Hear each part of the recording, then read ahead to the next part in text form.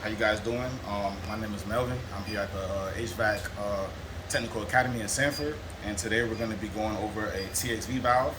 So there's different types of metering devices, TXV valve being one of them. You have TXVs, EEVs, or just a regular piston. This right here is a TXV. So some of the components on the TXV, you got your sensing bulb, capillary tubes, which is the little copper here. And then you got your head of the TXV, and then you got the body. So kind of how it works is it fluctuates depending on if you want more refrigerant or less refrigerant going into the evaporator coil. So kind of how it works is there's a little bit of refrigerant in the bulb. So depending on the temperature of the superheat at the end of the evaporator coil will let the TXV know if it needs more liquid refrigerant or less liquid refrigerant. So you have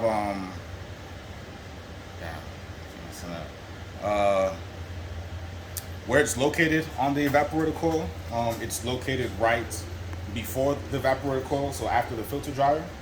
And then that's just where the TXV valve is placed. The sensing bulb is at the end of the evaporator coil because again, you want to know the superheat, which is at the end of the evaporator coil, and that'll let you know how much refrigerant, liquid refrigerant you want or you don't want. If you have a bad TXV valve, you could too much liquid refrigerant can be going into the evaporator coil, and if you have too much liquid refrigerant, that means it probably won't boil off like it's supposed to, which means that you're going to have liquid refrigerant going back to your compressor, and you don't want that. It can damage the compressor. It might not happen at that instant, but over time, it's going to damage the compressor, and it's going to cost you a lot of money to get that fixed.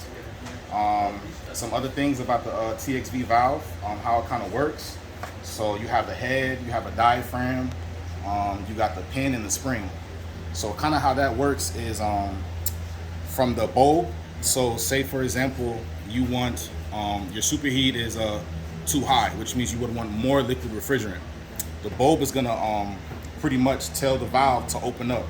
So by the pressure from the refrigerant in the bulb is gonna push down on the little diaphragm that's on the top. That little diaphragm is gonna push down on a small pin. That pin is pushing down on a spring. So when that spring opens up, it allows a lot more of a liquid refrigerant to pass through the TXV valve, which is gonna give you more liquid, which means that you're gonna have, you want it, because you want it to be a little bit cooler if you have a too high of a superheat. So for the most part, that's kind of how a TXV valve works. In conclusion, like I said, it's a device that's gonna, depending on what you want, give more liquid refrigerant, give less liquid refrigerant, so that you can have the right airflow, not only the right airflow, but the right amount of cooling and heating in your unit, in the house. So pretty much that's it about TXV valve.